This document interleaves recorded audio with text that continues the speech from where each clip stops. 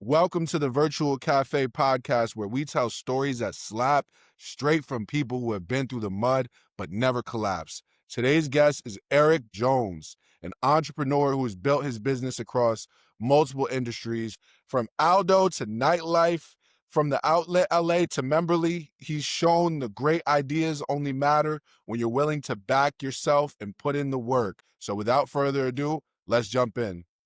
What's good, bro? How we doing? Oh, you hit me with the yer? You been to New York?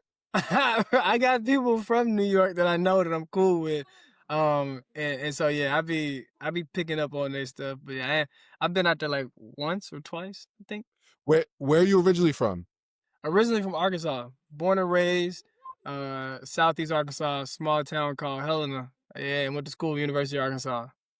Oh, that's lit. That's lit. It seems like you've dabbled into a few businesses. Like you're highly entrepreneurial.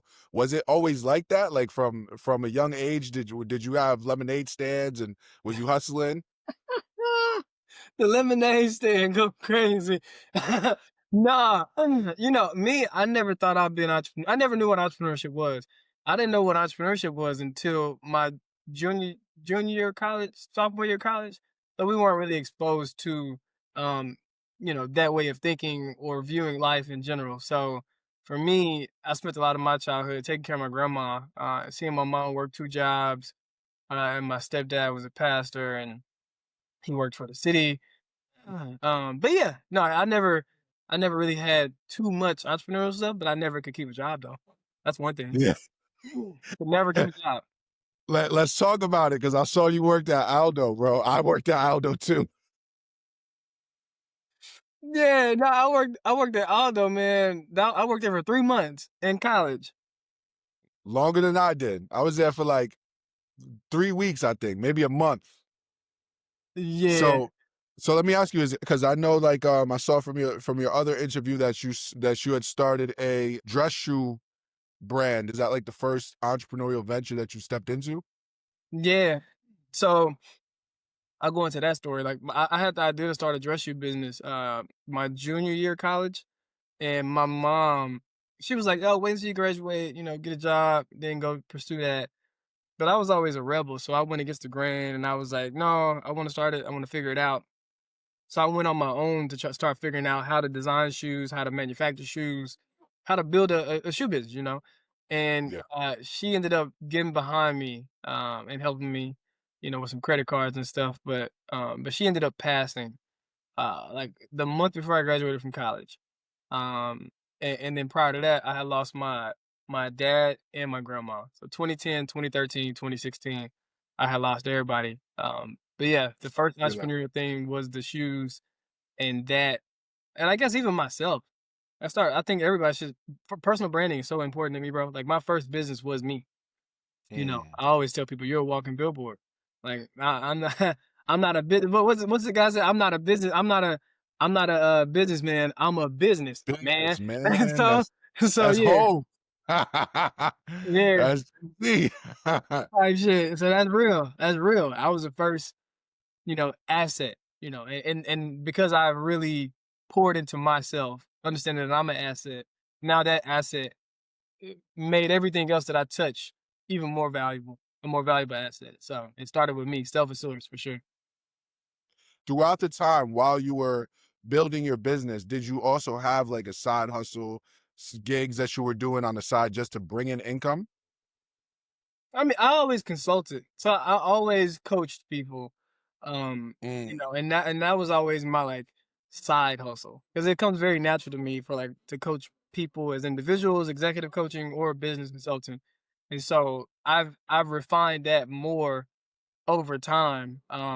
But yeah, I've always either sold ebooks. I just really relaunched my ebooks actually because I'm like I forgot how much value was in the ebooks, and I got so burnt out on selling them so much during the pandemic. I was like, I'm just leave it where it's at. But life will always take you on a journey and redirect you back to certain things that you should pour into or will highlight, yo, this is actually valuable to other people, and you should offer this to the people. But yeah, I always did stuff like that on the side, but I never really after college, man, I never had a job. I just always had a business that I was running, where I always created a job for myself. And now tech, one of the most beautiful things about tech that for me was it forced me to get into an industry where I didn't know how to build what I needed. Mm. Everything I had done before, I could do every part of the business myself. But now I'm forced to be in a space where I have an idea and a concept that I know the vision, I know it's great, I know the market, but I can't physically build the product that I need to actually fulfill the void in the market that I see. And so that made me go into delegation. That made me become a actual business owner. Which in the outlet, I was a business owner too because I had vendors and other assistants and people like that. But this is a whole different level of like you now have co-founders and employees or contractors and shit that you'll bring on. So it's definitely different. But I never had a side thing. It was coaching and consulting. That's interesting to me that you had the foresight to know that consulting was the way to go to make money. Did you have a mentorship that was pointing you into that direction, or was it just a matter of you networking with people and finding out? A lot of trial and error. A lot of trial and error. I had some mentors, but no mentors really pushed me to say, "Hey, you should go coach and consult with people." Mentors were more so like your business, my focus on my business and my just me as an entrepreneur and refining, my skills and just my mindset and things like that. But when it pertains to coaching and consulting, that's my natural innate ability to just seek where can I add value. And then I start seeing what is valuable to other people. And I start exploring, well, how much would you pay for that value? And then you start to package that value. And then you start to present that value and you start to promote that value. So that's like I live by 6 P's: passion, purpose, product, package, present, promote. So I was passionate about helping people. And then I had a purpose within that too: passion, purpose, and then product. So I was like, okay, what product can I put along with that? And then how can I package it, present it, and promote it to these people that actually see value in it? So yeah, it wasn't like a mentor pushed me to do it. It was just a natural innate thing of me like just flipping over rocks, seeing what it's the hustle in me. Like Mm. a hustler is gonna find out a way to monetize something that people see value in. It's like, yeah, I can easily see problems and I enjoy coming up with a solution for those problems. And then I understand that people would pay for those solutions, and it's just that simple. So, um, yeah, but I have a story that I'll say about Uber. I never got to the point of doing Uber, but someone when I moved to LA, I was down bad, like real bad. And this lady I knew, she was like, "You should just go do Uber, versus struggling so much." And I was like, "No, like I'm good." Like my ego or just me knowing myself, they're like, "Nah." But then she kept trying to convince me. I was like, "You know what? All right, cool. I trust you. I believe in you. You have my best interest at heart. I'm gonna try to sign up for it." So I open my laptop, start to sign up for Uber to be a driver. And there's a portion where you have to upload your ID. So I took a picture of my ID and uploaded that, and then you need to also add your insurance. And so I was like, okay, cool. Let me go run to the car, get my insurance. I'll be right back. Boom. Go to the car to get my insurance. Open the glove compartment. Insurance is outdated. In that moment, that's your fork in the road where you can say, okay, cool. Am I going to choose to renew my insurance and go down this journey, or is this a sign that I'm on the right path and I need to just keep doing what I'm doing? And so me, of course, the rebel that I am, I'm like, oh shit, this is a sign that I don't need to go do Uber, nigga. I'm good. I'm straight. Let me just close this motherfucker. Just go back to know what I'm doing. So I closed it and go back upstairs, and then and my laptop literally says your ID picture was blurry. Upload another picture. Close my laptop. You don't, and life gives you those signs, and it's up to you to place a purpose on it and really be like, okay, I follow your intuition and your gut because that's your internal GPS. And I've always done that. I'll filter through what people recommend and advise, but most of the time, I'm going with what my gut feel like and my intuition. And in that moment, it was two signs, and I don't need three. I just need one. Yeah, yeah, that double confirmation. Yo, let me tell you, it might sound big bagged, but I do the same thing. If I drop a fry, I'm like, I don't need the rest of these. Like God telling me throw the rest of them things out. It's a dub. So Oh, I feel you, bro, completely. I definitely feel you. And it's so crazy what you said about like delegation because, like you said, being in tech or just in general, like there's levels of entrepreneurship, and you can get so much more done when you're not doing everything. yeah. There's levels to entrepreneurship for sure. Like there's like even me learning C Corp and S Corp versus LLC. Everybody talk about they got an LLC, but when you get a when you come into tech and you create a Delaware C Corp, the standard is like you start with 10 million shares. You just Mm, created money out of thin air. Like mm, that is money. That's like so you get 10 million shares, you do your transaction, you probably pay $100 for them shares, whatever it might be. Those same shares are the shares that a company like Apple, Tesla, Microsoft, Google started with. Like the wow, founders probably started with 10 million shares. But now each of those shares is worth $300 a piece on the public stock market. crazy. And you keep the same amount of shares you started with, you just keep adding more shares. So Mm, even at IPO, they just added more shares for motherfuckers to just buy. hmm And so LLC, it's like, all right, cool, limited liability company. I'm gonna start this mom and pop. It's like it's more mom and pop local, which you do have big LLCs as well. There are major companies that are LLCs and they just had that structure like that. Like most people have their real estate in different LLCs. Yeah. This Delaware C Corp shit is a whole different game. And when somebody comes in and says in a price round and says, hey, I want to give you $1 million for 10% of your company, you have a $10 million company. Mm, You just became a multimillionaire, net worth wise, ownership of a company of an asset that's worth this, just like that. Just by a wire. And a transfer of shares on a cap table. That is insane. That's the game that these people they play, and that's the game that we're not taught. Any game where the rules are out in front, we do that well. Basketball, football, rolling dice. We know the rules. We doing it easy. Give me that. But when you Spade. they do Uno anything like we're going crazy. But Yeah. when the rules aren't just plastered on the wall in like business, you don't even understand what's possible in this Mm, shit. They're like, okay, here's a small game. Go play the small game. No, play the bigger game. yeah. Play the bigger game. Like, yeah, fuck that. Play the bigger game. So yeah, it's definitely levels to entrepreneurship. You got mom and pop. You got sole proprietor. You got just doing the shit just because with no legal backing. You got LLC, which you can do a lot with and build something. And then you got incorporation, nigga, like different. Real Or is different. that like like how? Because I know for tax purposes you can file as an S corp. Would that be the separate? I mean, I don't know if you would know this.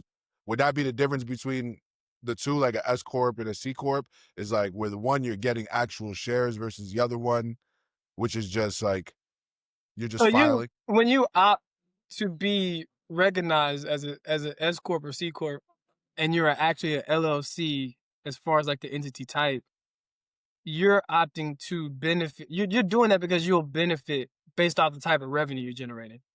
Mm, So if you have an LLC that's generating $1 million, it's probably beneficial for you to start being seen from a tax in- incentive framework as an S corp or C corp or whatever it might be. So, this is not tax advice.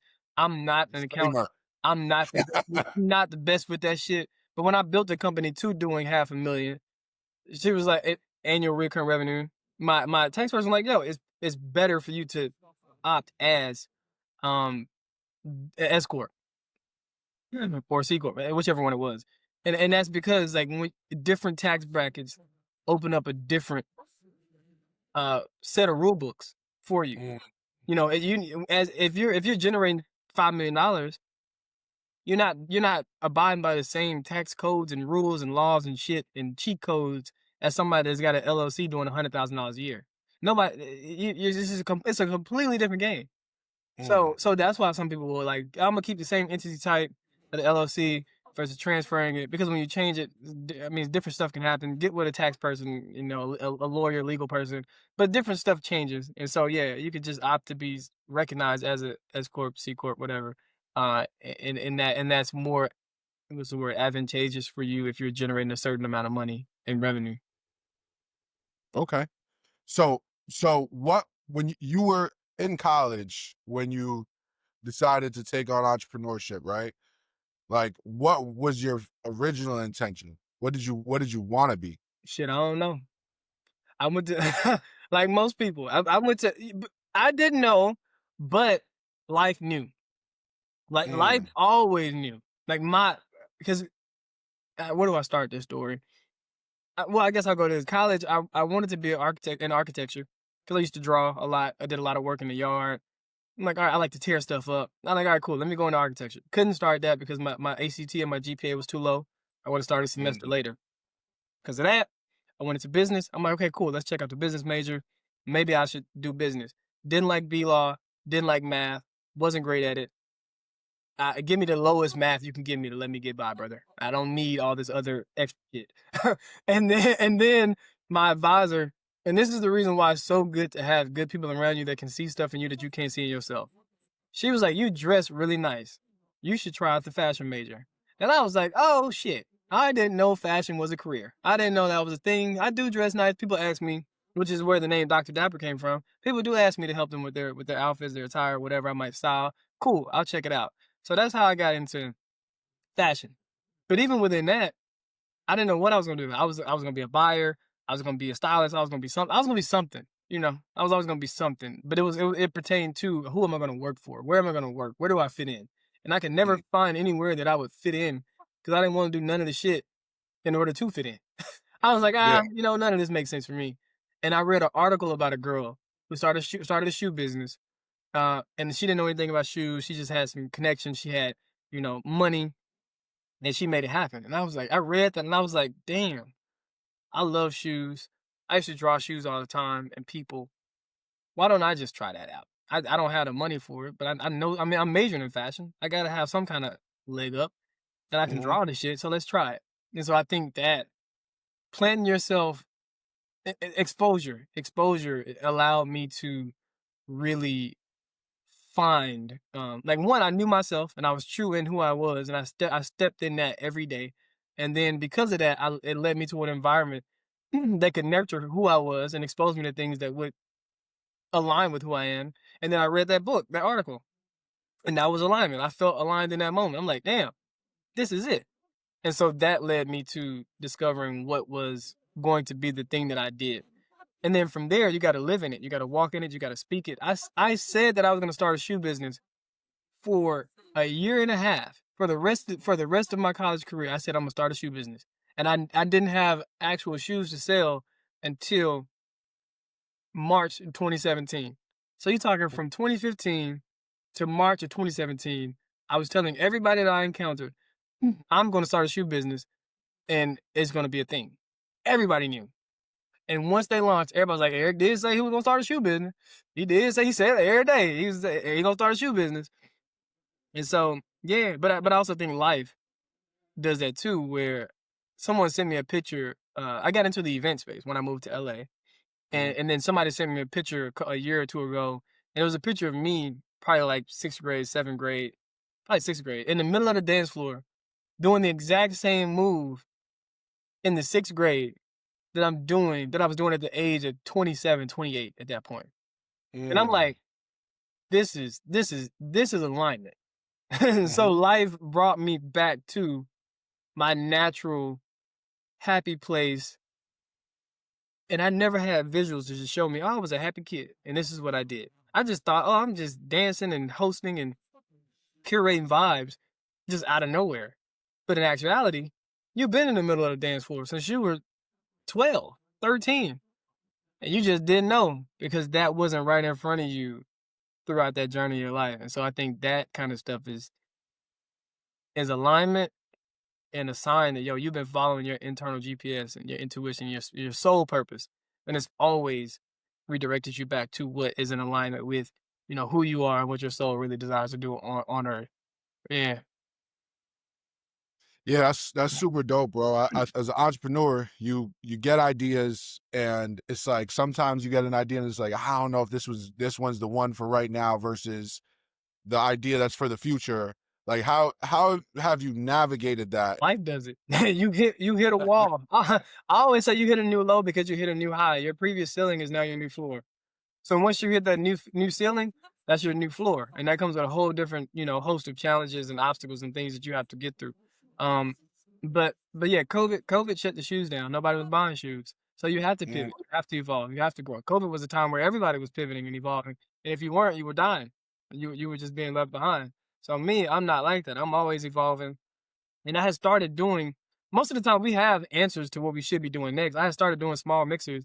And then literally the day before LA shut down, I did the first event that I ever charged people for. And people paid for it. And I was like, oh mm, shit, there's something here. Let me just pursue that. And so that was a broad net of just events in general. And then over the years, I kind of like honed that down to like, well, what type of event works best for me? And in the middle of the pandemic is when I really figured out what type of event works best for me. And that's when I saw true scale. So it took time. And then again, the same thing happened when the events industry started to change. And I was like, well, damn, what am I going to do next to continue to grow and evolve as an entrepreneur? And I never thought it would be tech, but I spent all of my money down to bankruptcy trying to figure out what was next for me. And if you're mm. not willing to bet on yourself in that way to figure out what is next for you, you just ass out as an entrepreneur. It takes that. Sometimes it takes you like, yo, really just going to your wits end to figure out what is next for me. And sometimes we know early, uh, but we kind of go against that, like, is it that? Maybe not. Like, let me try something else. Or you just spread yourself thin, just trying to figure out what it is through investing in multiple different things at the same time to see what catches. And so yeah, that's what it was. It was a mixture of many different things. Life telling me what was next, or telling me it was time to evolve and pivot, and then also me opening up different doors to see, do I like that? Will that work? And will I get? Am I getting traction there? And if I get some traction, okay, cool. Let's continue to explore that. The journey of exploration. People don't do that enough in general. Did you consult with anybody, family or friends that tried to deter you from the path of entrepreneurship? Nah, I don't give a fuck. Well, me, I had lost everybody up to that point. One, I don't give a fuck, but two, I had lost everybody to that point. So I think in death, in losing my grandma, my dad, and my mom, specifically my mom, and then my stepdad basically abandoning me after my mom died, and he married the secretary of the church 4 months after my mom died. He's like, all right, Eric, you on your own now. I ain't talked to him in a minute. So I was in a space where most people don't get to be, where I get to really figure out what does Eric want, what does Eric like, how does Eric want to live life, without the thought of, is my mom gonna like this? Is she gonna think otherwise? Am I letting her down? Is it too her telling me, oh, that's too risky, Eric? I didn't have that. I just had me and my risk times. And I didn't give a fuck. I was like, we can go do whatever. At this point, I lost my mom. And I put that at the top of the list of the worst things that can happen to me. So in that instance, you know, it was like whatever. Anything life had to throw at me, I was just with it. So I didn't consult with family on if I should be an entrepreneur. That was all I had. I didn't have a job after college. I didn't have anywhere to go. So it was like but my mom left me something that most people don't get. She left me with a business. And that's something that I'll always go back to as the foundation of everything. I didn't graduate college with a job, but I graduated with a business. I graduated with a concept. I graduated with something that I could take. And I look at it like a 4x4 race. My grandma passed the baton on to my dad. My dad passed the baton on to my mom. And then she gave me a head start. She ran a good leg, a good sprint with that, and she passed it off to me. And now, she passed me off something. I got a good lead. I'm like, "All right, let me keep running this race. Let me keep sprinting full speed." And so I think that's what she did. That she planted that seed. I ain't have to consult with nobody else. I don't care what nobody else thinks. My mama left me with this business. My mom saw fit that I would be a great founder. And see, I still have screenshots to this day that I can send you. She'll be on Facebook commenting, Mr. CEO, every day. So my mom did that. She rewired my mind through commenting and believing in me. So I ain't need nobody else to believe in me or deter me or tell me otherwise. I don't care what you think. My mom thought I was a CEO. So now what? Yo, that is so powerful, bro, specifically because, you know, a lot of the time people, the way that they develop, they may have um opinions and thoughts on things that aren't really their own. It's been like ingratiated into them. So the fact that like you were able to really sit with yourself after the passing of your mom, and she gave you a foundation of where you can be and who you could be. That's beautiful, bro. That's dope. You need to that's the snippet that I need to post. Because I'll go do a video right now about that, bro. Because I love sharing people. Like storytelling is so important to me. And so being able to say my mom thought I was a CEO before she passed away and left this earth.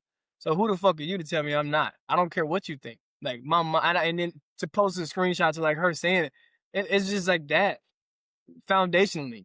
You know, like It's, there's not, it's that yay confidence. is that what? That yay Hey, confidence. yeah, hey, really? Yeah, you know, it's you have to be one thing somebody said that had worked with Elon Musk. He said one thing that they have, people like him have that black people don't. I'll just make it a race thing. Black people don't have is the audacity. We Mm. lack the audacity to step into a room and think we deserve to raise $1 million. We lack the audacity to think we deserve to be paid $30,000 for a 2-month contract. We lack the audacity to even to require certain things from people. Like, yeah, you no expectation. Like you have to pay me this. You have to treat me this way. You have to. We just don't. We lack the ambition or the just like, can I even be that big? Like the small minded, which goes right back to how you've been wired. You're Mhm. thinking the same way your great grandma thought because your grandma thought like that and your mom thought like that, and then she raised you up like that. And you ain't had the time or space to just unlearn. You're religious because your great great grandma was religious. You don't even understand the shit. You just picked it up because you're like, oh, I guess this is what we're supposed to do. You know, you in the streets because you're just like, oh, that's what my uncle did. That's what I'm supposed to do. You have no individuality. You're a copy paste duplicate of everybody that came before you. So therefore your life and life around us continues to repeat because majority of people are just picking up where their grandma left off with the same shit that worked for them probably in fucking 1900s. It's Yeah. 2025, 2026, 2027. Same key ain't unlocking the door. You Change. know what?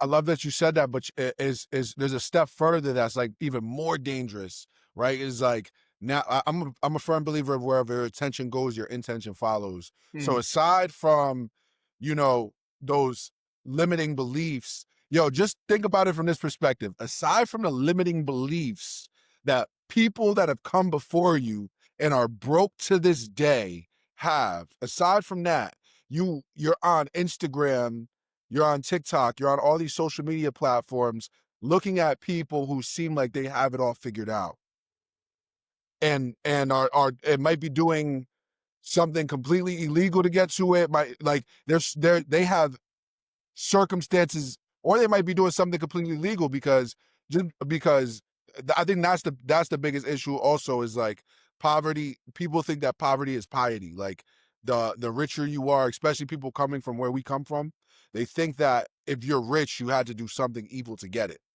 Ah, yeah. Like people think people are always told money is the root of all evil. And this book that I'm reading, Rich and Righteous, everybody should read that book. You know, money isn't the root of all evil. It's like the lack thereof money, like the love and putting money above everything, and then also the lack of it. You know, Mm-hmm. because at that point it's like, okay, well, what are you gonna do to get this money? Like you'll do evil shit to get money because you're not. People don't even view money as a their relationship with money is fucked up in general. Mm-hmm. Like money isn't evil. It's like the person, like your morals, the way you think, the way you operate, the way you show up and not adding value. And money won't come to you effortlessly because you're not seeking to bless other people with it. You know. So understanding the currency needs to be in flow. People hoard money. People just don't have a good relationship with money in general, and people's mentality and the way they think, thoughts become things. That's the first place where like your tangible world started in the intangible world, your subconscious. You need to unlearn, decode all of that because yeah, and what you see every day, what you consume through your eyes and your mouth affects everything. Because people, like you said, on social media, thinking that Joe Schmo made it because he posted a video of him riding in the Lambo, and it's like the whole time him and 4 other guys rented that for the weekend, and so it's like even TV tell a vision. They're gonna tell you a vision they want you to believe, and you don't even see what's outside of the frame of that shot. And if you just understand that how valid that is, like people are sad, people are depressed, relationship goals ain't shit because people ain't really in these solid ass, good ass relationships. And now you're basing your life off of what somebody else's life look like. People don't even know what true success and happiness look like for them. Because you might not even want that mansion, but you're aspiring to get that. And now your journey to get to true happiness is so much longer because you're going after somebody else's happiness. And it's like you don't even understand what your true journey to happiness is. Maybe you just want a dog in a cabin with a little Volkswagen. But now you're like, damn, maybe I do need to get the penthouse with the G Wagon and a Great Dane. And it's like you don't even want all that. So now you're off track from what your soul really desires. And I think people die 3 times. You die the day you stop pursuing your soul purpose. You die the day that you actually expire as a human, and you die the day that people stop mentioning your name. And that first death happens to people all around us. You got zombies walking all around you because they're pursuing shit that has nothing to do with their soul purpose and their actual, true, deep down happiness. People are confused. People are lost, and then people feed on that. A lot of people that are making a lot of money, they feed off of humans' lack of alignment and understanding who they are as a person and what they truly want from life and what they're supposed to give to life in general while they're here on Earth. People confused and lost, bro. Like the blessing looms, the pyramid schemes, the consulting and coaching that I can teach you how to make a lot of money if you sell ebooks or if you get into real estate and do Airbnb and do Turo. Whole time you don't even give a fuck about none of that. You're chasing what seems like a good life and a happy life. Whole time everybody fake. Fake teeth, fake titties, fake butt, fake stomach, fake nose. It's like who's real? Like you should aspire to find somebody that's real and look at their life. Like, and most of the time it's probably not on social media. You need to meet them in person for real. Like get in real life and connect. Human connection. We're lacking human connection too. Got a whole lot of stuff that's just lacking, bro. All around. Yeah. Yeah. Me personally, bro, I go on social media detoxes all the time, and that's one of the things when I come back, I'm like, I feel so much more disconnected from the world. Oh, listen, bro. It's not these 10 seconds and these snippets. It's like, yo, you're basing somebody's entire 24 hours off of 15 seconds. Crazy. Brother's life's not that great. Brother's life is just as fucked up as yours, like in many different ways. Like he might have, so a lot of people have the tangible things that look like they got life together, but majority of people don't have the intangible, like good mental health, good hygiene, good digestive system, good relationship, good friendships, like peace. Like I can sit down and I can be with my people. I can be happy and at peace. Like the intangible shit is the most valuable. And once people realize the intangible shit is the most valuable shit that we can carry along with us and really dive deep on that, then you start to find true happiness and joy out of life. Like it's childlike mentality is intangible things. Yeah, bro. It's so crazy that you say that. Like everything is like a full circle because I remember going to a homie's house one time and like bro got like 70,000 followers on Instagram. Got all the dotties like wilding, like yo, he be having dotties, like he got gold chains, diamonds, all like. But I go to his crib and he in a pissy elevator, like his he's in the projects, pissy elevators, every like has to sleep on the couch at his mom's crib. Like, he's really going through the struggle, but it's like, but people don't really see it, so it's just like their perception is, oh, this person's lit, this person's popping, and it's like it really sounds like a Drewski skit, but that's really how it is, and that's Drewski is hilarious, bro. Drewski is mad funny, Shouts but out that's Drewski. yo, he needs to do one on people in the Bronx, bro, because I promise you, that's how it be. You'll see the baddest of the baddest chick. She's fire. She looks like she got all this stuff going on. You go to her crib, it's not that. Like, it's just like her life is nothing. Dudes, it's all over. It's the same thing. Like, their lives are not what they're presenting it to be, but people just they're so focused on their lack that they're tricked by false abundance. Optics, man. Optics. Facades. Optics. It's yeah, bro. That's a whole conversation. That could go to the point of speaking directly to men. Like Yeah. and talk like men focus on things so physical. Like, oh, she got this, she shaped like that, and it's like whole time so shallow, such an airhead, ditzy, Hmm. like ain't got no value to add nowhere. So I was on a podcast, we were talking about the pretty girl dilemma. And it's like, damn, you had a beautiful girl that's like from an aesthetic standpoint, fine, bang, but has no substance, no value, not educated on anything. And then you have a girl that's like, okay, she has all these things that would be great qualities for a mother of my child, a life partner, great conversation, but isn't like the baddest that I've seen. And, Mm. and, and people, man, time and time again, we could go down a whole rabbit hole. We're talking about men and what we need to do to evolve. Yeah, yeah, yeah. Let's not let's not do that because we could definitely do that on another convo. Entrepreneurship, boom. So tell me about Memberly, because that's your newest venture, right? Tell me about the origin, like how that idea came to you. Yeah, so through the outlet in LA, I built a community of 50,000 people. Became a top event producer on the Eventbrite platform. Got featured in LA Times. Started consulting event producers, and I was doing a lot of really big events, man. And on one of these events, I lost $50,000. And then in that moment, I realized like, yo, it's not the lack of marketing and exposure and traction and brand credibility. Um, it's really the unstable revenue model of the ticketing industry as a whole.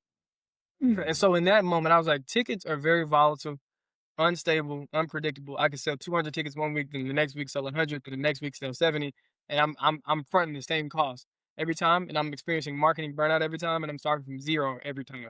And so I was like, there has to be a different way to approach this.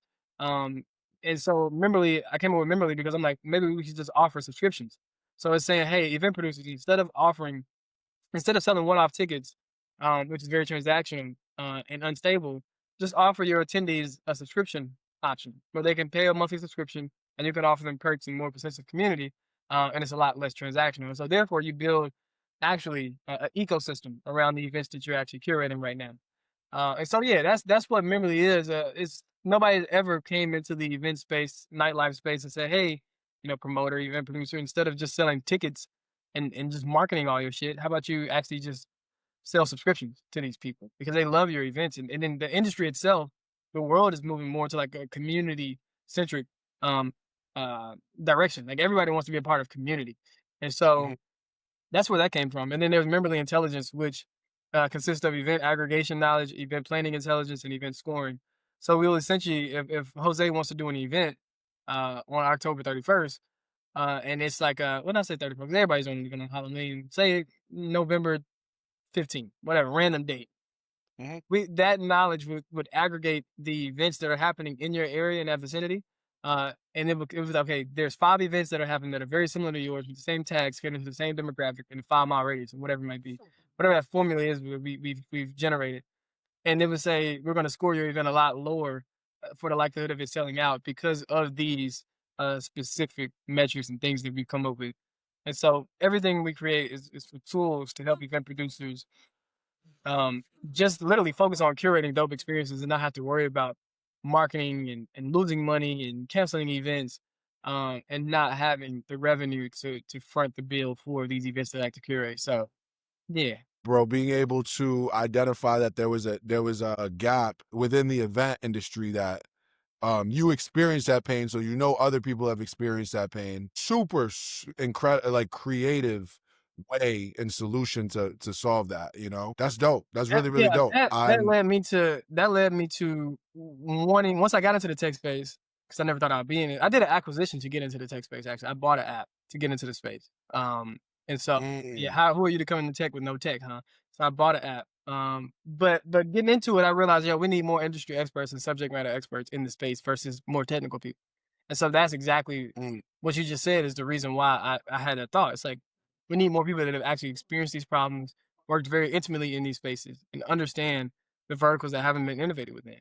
And it can't just be driven by these tech nerds in Silicon Valley. It has to be somebody that actually understands the industry. Um, and typically we don't get in on ground level because we aren't technical founders. We don't have the ex Google, ex Meta, ex Microsoft to go along with that. So someone has to get allow for a pathway for us to get into this space on the ground level. Usually, there's somebody that's a tech nerd that's just bringing in the experts. Say, okay, cool, we'll hire you because you know about the industry. Like, no, let me own. Let me get in the driver's seat. And so that's my goal is to be an example of someone that actually came in, wasn't familiar with tech, learned the landscape, built from ground zero, all the way through to exit acquisition, and then do it all over again, and then have a venture studio and invest in other industry experts and give them the tools, the resources, and the knowledge to actually be able to do what I did. So it's important. I think the likelihood of success for startups will be a lot higher if you have more industry experts versus just tech nerds that are just, hey, I went to Stanford. Hey, I'm 18, dropped out of college. You gave me an investment because I had this idea. It's like, So yeah, I think we need more of us in the space as industry experts. That first off, that's crazy. So you acquired an app pretty much. How was that process? It was Like, simple. like, but the research that went into what type of app to acquire, and I guess my thing is like, did the person that developed that app, did they stay on, or did you have to hire a whole new team to pick up where they left off? Yeah, it was a simple process. I knew the guy. I knew the guy from when I moved here to LA. And within that, it was a lateral move from like it was an events discovery platform. So I already liked it, and I was like, "Oh, this is cool. I want to figure out a way that I can work with you some way, somehow in the future." And then he ended up wanting to sell it because he wanted to move on to another project. And I Mm, was like, all right, cool. I'm looking for something different too. So I had some cash. I bought it, and then I bought on a project manager and developer because I didn't know anything about tech. I didn't know how to make changes or manage it or develop and host it or none of that. So yeah, I brought on some people to help me out and partner with me on that. And but that ended up just being my entry into the space. We can spin back and get in. I definitely want to spin back and solve and build in the space of experience discovery because it's very fragmented right now, and it needs a lot of innovation. But that was just my entry into the space. Yeah, and from there I learned the landscape and still learning, but I've gotten a lot deeper from the standpoint of like startup in mm. Silicon Valley, like just San Francisco in general. But yeah, that was how I got into it. That was the last thing I bought before I filed bankruptcy. Yo, what's so crazy is that like when we talk about businesses and especially minority owned businesses, a lot of the time we go for service based businesses. Like I'm Puerto Rican and Dominican, so you know what I'm saying? You feel me? We do barbershops Yeah. here. Like we do service based businesses, right?